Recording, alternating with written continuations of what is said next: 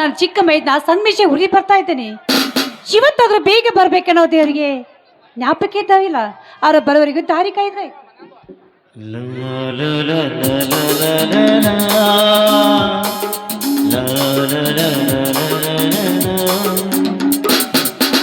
ಜಾನಕಿ ಜಾನಕಿ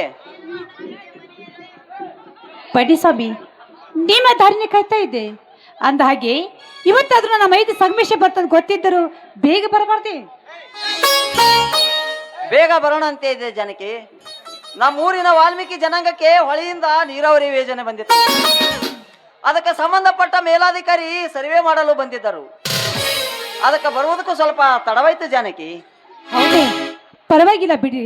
ಅಂದ ಹಾಗೆ ನಮ್ಮ ಬಡ ಜನಕ್ಕೆ ನೀರು ಯೋಜನೆ ಬೈತೆ ಆದ್ರೆ ತುಂಬಾ ಒಳ್ಳೇದಾಯ್ತಲ್ವೇ? ಆದ್ರೆ ಏನ್ ಮಾಡುದು ಜಾನಕಿ, ಸರ್ಕಾರ ಕೊಟ್ಟ ಉಪಯೋಗಗಳನ್ನು ಸರಿಯಾಗಿ ಬಳಕೆ ಮಾಡದೆ ಹಾಗೆ ಬಿಡ್ತಾ ಇದ್ದರು ಈ ನಮ್ಮ ಜನರು. ಸರ್ಕಾರ ಕೊಟ್ಟ ಉಪಯೋಗಗಳನ್ನು ಸರಿಯಾಗಿ ಬಳಕೆ ಮಾಡುತ್ತಾ ಹೋದರೆ ಈ ರೈತನಿಗೆ ಇರುವ ಶಕ್ತಿ ಇನ್ಯಾರಿಗಿದೆ? ಅದನ್ನ ಬಿಟ್ಟು ನಾವೇ ಜಗಳ ಆಡುತ್ತಾ ಹೋದರೆ ಬಂದ ಅವಕಾಶವನ್ನು ಕೈತಪ್ಪಿ ಹೋಗುತ್ತವೆ. ಈ ಬಂದ ಅವಕಾಶನು ಸುಮ್ಮನೆ ಬಿಡಬೇಡಿ. ಎಲ್ಲ ರೈತರು ಕೂಡಿಕೊಂಡು ಮಾತನಾಡಿ. ಅಂದಾಗ ನಮ್ಮ ಬಾಳು ಬಂಗಾರ ಹೋಗೋದಲ್ಲಿ ಸಂಧಿ ಇರುವುದಿಲ್ಲ ಅಲ್ವೇ?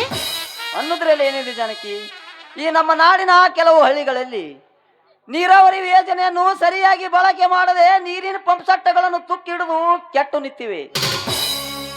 ಇನ್ನು ಕೆಲವು ಹಳ್ಳಿಗಳಲ್ಲಿ ನೀರಿನ ಪಂಪ್ ಸೆಟ್ ಕಿತ್ತಿ ಮಾರಿದ್ದು ಇದೆ.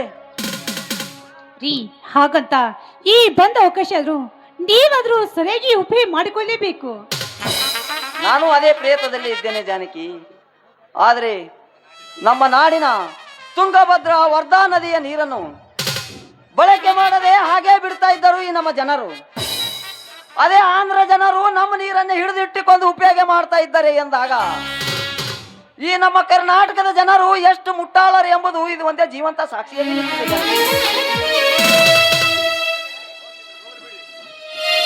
ಹೋಗ್ಲಿ ಬಿಡ್ರಿ ಸ್ವಾಮಿ. ಇನ್ನು ಮೈಲಾರಿ ಕೂಡ ಬಂದಿಲ್ಲ. ಸಂಗಮೇಶ್ ಕೂಡ ಇಷ್ಟದಾದ್ರು ಬರ್ಲೇ ಇಲ್ಲ. ಬರುತ್ತಾನೆ ಬಿಡು ಜಾನಕಿ. ಸಂಗಮೇಶ ಬರುಷ್ಟರಲ್ಲಿ ನಿನ್ನ ಕಂಠ ಸಿರಿಯಿಂದ ಒಂದು ಸರಿಗಮ ಪದನಿಸಾದರೂ ನುಡಿಸಬಾರದೆ. ನನ್ನೊಲವೇ ನೀಬಾ ನನ್ನ ಚೆಲುವೆ ಬಳಿಬಾ ಬಳಿ ಬಂದು ಸಿಹಿ ಮುತ್ತು ನೀರು ಸಿಹಿ ಮುತ್ತಿನ ಕಾಡಿಗೆ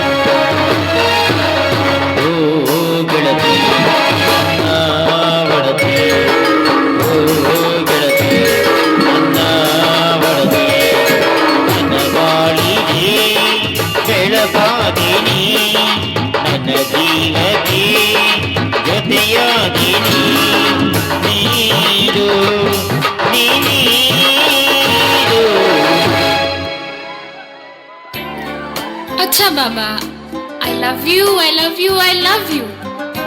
अब तो फोन उठाओ. ಸಿಹಿ ಮುತ್ತಿನ ಕಾಣಿಗೆ ಈ ಬಾರಿ ನನ್ನ ಸನಿಯಗೆ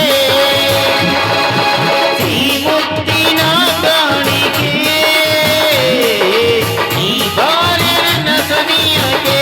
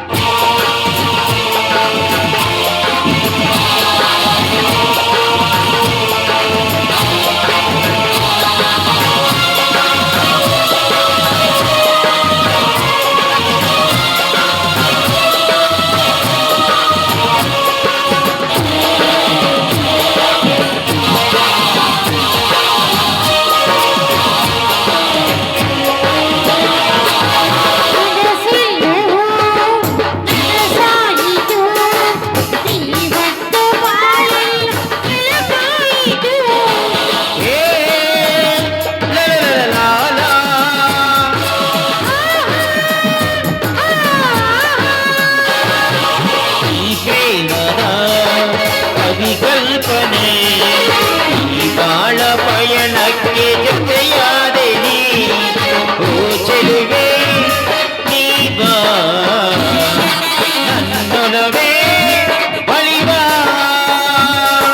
ಬಳಿ ಬಂದು ಸಿಹಿ ಮುತ್ತು ನೀಡು ಲಾ ಲಾ ಲಾ ಲಾ ಲಾ ಲಾ ಲಾ ಲಾ ಲಾ ಲಾ ಲಾ ಲಾ ಲಾ ಲಾ ಲಾ ಲಾ ಲಾ ಲಾ ಈಗಲ ಸಂತೋಷವೈತಿ ಈ ಹಾರಿ ಬಂದ ಹಕ್ಕಿಗೆ. ಜಾನಕಿ, ಸಂಗೀತ ಅಂದರೆ ಯಾರಿಗಿಷ್ಟ ಇಲ್ಲ ಹೇಳು? ಸಂಗೀತದೊಳಗೆ ಸತ್ತವರನ್ನು ಎಚ್ಚರಿಗೊಳ್ಳಷ್ಟು ಶಕ್ತಿ ಇದೆ ಅಂತ ಅದು ನಿನಗೆ ಗೊತ್ತಾ? ಜಾನಕಿ, ನಿನಗಾಗಿ ಕಟ್ಟಿಸಿರುವೆ ತಾಜಮಹಲ, ಅದ್ರೊಳಗ ಕುತ್ತು ಮಾಡು ನನಗೊಂದು ಮೊಬೈಲ್ ಕಾಲ, ಆಮೇಲೆ ಬಂದು ಹಾಕುವೆ ನಿನ್ನ ಮೇಲೆ ಕಾಲ.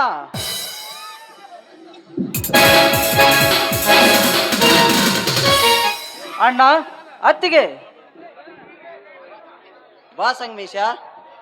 ಯಾಕ ಬರುವುದಕ್ಕೆ ತಡವಾಯ್ತು? ಹೌದಣ್ಣ, ಸ್ವಲ್ಪ ಟ್ರೈನ್ ತಡವಾಗಿ ಬಂತು, ಅದಕ್ಕೆ ಬರೋದಕ್ಕೆ ಎಷ್ಟೊತ್ತಾಯ್ತು ನೋಡೋಣ. ಏನತ್ತಿಗೆ, ಚೆನ್ನಾಗಿದ್ದೀರಾ? ಮೈದ್ರ, ನನಗೇನಾಗದೆಪ್ಪ? ಕಣ್ಣಲ್ಲೇ ಕಣ್ಣಿಟ್ಟು ನೋಡ್ಕೊಳ್ವಾ ನಿಮ್ಮ ಅಣ್ಣ, ನಮಗೋಸ್ಕರ ಹೊಲದಲ್ಲಿ ದುಡಿತಿರುವ ಮೈಲಾರಿ. ಅಷ್ಟೇ ಇಲ್ಲ, ನೀನು ಕೂಡ ಹೆತ್ತ ತಾಯಿಗಿಂತ ಪ್ರೀತಿ ತೋರಿಸ್ತೀವ. ಈ ಮನೇಲಿ ನನಗೇನು ಕಡಿಮೆ ಆಗಂದಿ ಹೇಳಿ ಸಂಗಮೇ? ಅತ್ತಿಗೆ, ಚಿಕ್ಕಂದಿನಿಂದಲೂ ತಾಯಿ ಆಸರೆ ಕಾಣದ ನಮಗೆ ನೀವು ಬಂದು ಆ ತಾಯಿಯ ಸ್ಥಾನವನ್ನು ತುಂಬಿ ನಮ್ಮನ್ನೆಲ್ಲ ಹೆತ್ತ ಮಕ್ಕಳಂತೆ ನೋಡಿಕೊಳ್ಳುತ್ತಿದ್ದೀರಲ್ಲ, ನಿಜವಾಗಲೂ ನಮ್ಮನ್ನೆಲ್ಲ ಹೆತ್ತ ತಾಯಿ ನೀವೇ ಅತ್ತಿಗೆ, ನೀವೇ.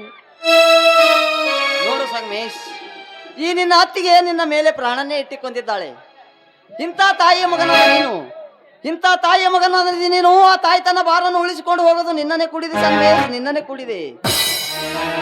ಅಣ್ಣ, ನನ್ನ ಜನ್ಮ ಇರುವವರೆಗೂ ನಿಮಗೆ ದುಃಖಕರವಾಗುವಂತ ಯಾವುದೇ ಕೆಲಸವನ್ನು ನಾನು ಮಾಡುವುದಿಲ್ಲ. ಇದು ನಿಮ್ಮಿಬ್ಬರ ಪಾದದ ಮೇಲ. ಸಿದ್ದೇಳಪ್ಪ, ಆ ಬಲಶಂಕರ ತಾಯಿ ನಿನ್ನ ಚೆನ್ನಾಗಿರ್ತಿರ್ಲಿ. ಹಾ ಅತ್ತಿಗೆ, ನಿಮ್ಗೆ ಏನ್ ತಂದಿದ್ದೀನಿ ಅಂತ ಗೊತ್ತಾ? ಒಂದ್ ನಿಮಿಷ.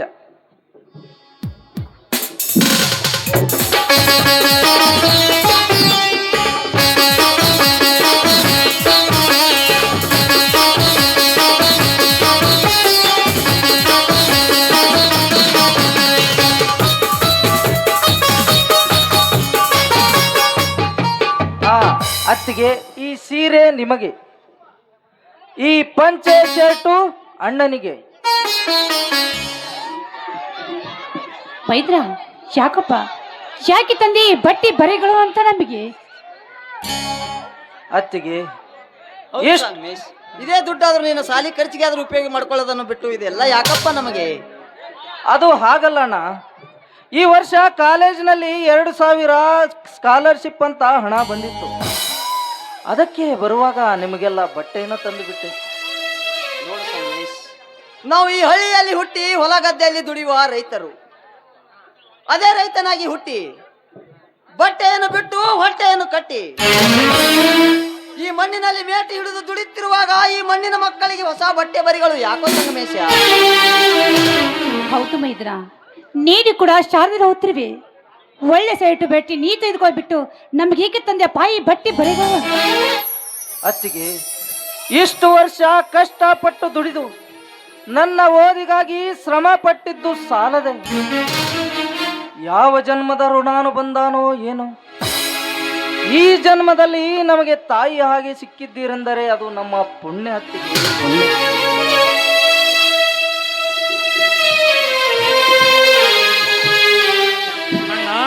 ಅತ್ತಿಗೆ, ಬಾ ಮೈಲಾರಿ, ನೋಡು ಯಾರು ಬಂದಿದ್ದಾರಂತ. ಅಯ್ಯೋ ಸಂಗಮೇಶ್, ಯಾವಾಗ ಬಂದೆ? ಚೆನ್ನಾಗಿದೆಯಾ ತಾನೇ? ಈಗ ತಾನೇ ಬಂದೆ ಅಣ್ಣ, ಚೆನ್ನಾಗಿದ್ದೇನೆ. ಸಂಗಮೇಶ್, ಪರೀಕ್ಷೆ ಹೇಗಾಯ್ತು? ಚೆನ್ನಾಗಾಯ್ತಣ್ಣ. ನೋಡು ಸಂಗಮೇಶ್, ನೀನು ಇಡೀ ತಾಲೂಕಿಗೆ ಫಸ್ಟ್ ರ್ಯಾಂಕ್ ಬರಬೇಕು. ಈ ರೈತನ ಮಕ್ಕಳು ಯಾವುದರಲ್ಲಿ ಕಮ್ಮಿ ಇಲ್ಲ ಅಂತ ಈ ಜಗತ್ತಿಗೆ ಎತ್ತಿ ತೋರಿಸಬೇಕು. ಅಣ್ಣ,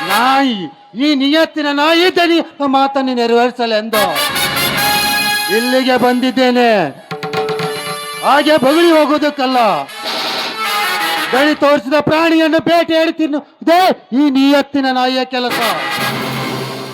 ಹೇ ಮಿಸ್ಟರ್, ಸುಮ್ಮನೆ ಇಲ್ಲಿಂದ ಹೊರಟು ಹೋಗುತ್ತೀಯೋ ಇಲ್ಲ ಪೊಲೀಸ್ ಕಂಪ್ಲೇಂಟ್ ಕೊಟ್ಟು ಒದ್ದು ಒಳಗೆ ಹಾಕಿಸಲು? Police complaint? ಈ ಕಾಳಿಂಗ ಸರ್ಪವನ್ನು ಅರೆಸ್ಟ್ ಮಾಡುವ ಅಧಿಕಾರಿ ಯಾರಿದ್ದಾರೆ ಊರಿನಲ್ಲಿ? ಕೋರ್ಟ್ ಕಚೇರಿಗಳೆಲ್ಲ ನಮ್ಮ ಜನಿಯರ ಜೇಬಲಿರುವಾಗ ಯಾವ ಅಧಿಕಾರಿಯೂ ನಮ್ಮನ್ನು ಏನು ಮಾಡಲಾರರು. ಅಧಿಕಾರವಿದೆ ಎಂದ ಮಾತ್ರಕ್ಕೆ ಸರ್ಕಾರವೇನು ನಿಮ್ಮ ಅಪ್ಪಂದೆಂದು ತಿಳಿದಿರುವೇನೋ ಮುಟ್ಟಾಳ. ಯಾವುದೇ ಕಾರಣಕ್ಕೂ ನಮ್ಮ ಹೊಲವನ್ನು ಕೊಡಲಾರೆವು. ಹೊರಟು ಹೋಗು ಇಲ್ಲಿಂದ. ಸರ್ಕಾರವೆಂದರೆ ನಮ್ಮ ದನಿ, ನಮ್ಮ ದನಿ ಅಂದರೆ ಸರ್ಕಾರ. ಇದನ್ನು ಅರಿತು ಸುಮ್ಮನೆ ಹೊಲ ಕೊಟ್ಟರೆ ಸರಿ, ಇಲ್ಲವಾದರೆ ಮುಂದೆ ನಡೆಯುವುದೇ ಬೇರೆ.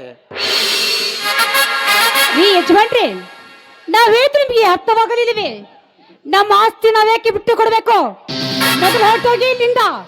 ನೋಡಿ, ಒಂದು ಗಂಡಿಸಿನ ವ್ಯವಹಾರದಲ್ಲಿ ಒಂದು ಹೆಣ್ಣು ಮಧ್ಯೆ ಬರಬಾರದಂತೆ. ಒಂದು ವೇಳೆ ಬಂದರೆ ಯುದ್ಧ ಮರ್ಯಾದೆ ಕಳ್ಕೋಬೇಕಾಗುತ್ತದೆ. ಎಚ್ಚರ.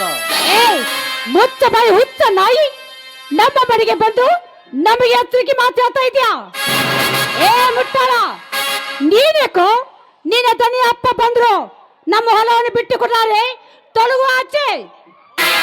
ಓಹೋ, ನಾನು ಇಟ್ಟು ತಿಳಿಸಿ ಹೇಳಿದರು ನಿಮಗೆ ಅರ್ಥವಾಗಲಿಲ್ಲ ಅಂದ್ರೆ ಅದು ನಿಮ್ಮ ಹಣೆ ಬರ.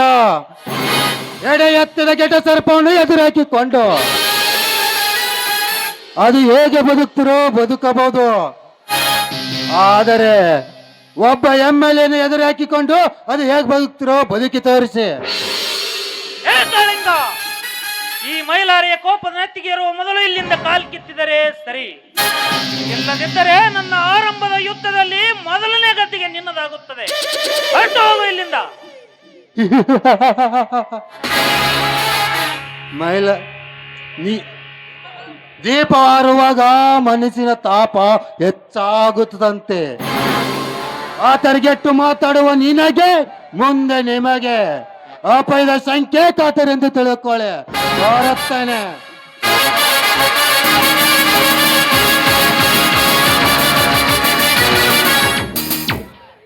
ಮೈಲಾರಿ, ಮೈಲಾರಿ, ರಾಜಕೀಯವರು ನಂಬುವುದು ತುಂಬಾ ಕಷ್ಟ. ಅವರನ್ನು ಎಲ್ಲಿ ಹಾಕಿಕೊಂಡು ಬದುಕುವುದು ಸರಿಯಲ್ಲ. ಅವರು ಯಾವ ಹೊತ್ತಿಗೆ ಯಾರ ಬೆನ್ನಿಗೆ ಚೂರಿ ಹಾಕ್ತಾರೋ ಗೊತ್ತೇ ಇಲ್ಲ. ಅಣ್ಣ, ಇದರ ಬಗ್ಗೆ ನೀವೇಕೆ ಎಷ್ಟೊಂದು ತಲೆ ಕೆಡಿಸಿಕೊಂಡಿದ್ದೀರಾ? ನೋಡಿ, ಅವರು ನಮ್ಮನ್ನೇನು ಮಾಡಲಾರರು. ದೊಡ್ಡ ಬೈದ್ರ ಹಾಗಂತ ಹುತ್ತಿ ಕೈ ಹಾಕ ಪರ್ಸಪ್ಪ, ನೀನು ಹುಷಾರಾಗ ಇರಬೇಕು. ಯಾಕಂದ್ರೆ ರಾಜಕೀಯ ಎಂಬ ರಾಕ್ಷಸರು ನಂಬಿಸಿ ಬೆನ್ನಿಗೆ ಚೂರಿ ಹಾಕುತ್ತಾರೆ. ಅದಕ್ಕೆ ನಿಮ್ ಹುಷಾರಾಗ ನೀವಿರಿ. ನಡೆಯಲು ಹೊತ್ತಾಯ್ತು, ಊಟ ಮಾಡೋರಂತೆ. ಆಯ್ತು, ನಡೆಯಮ್ಮ, ಹೋಗೋಣ. ಆಗಲಿ ಅತ್ತಿಗೆ, ನಡೀರಿ.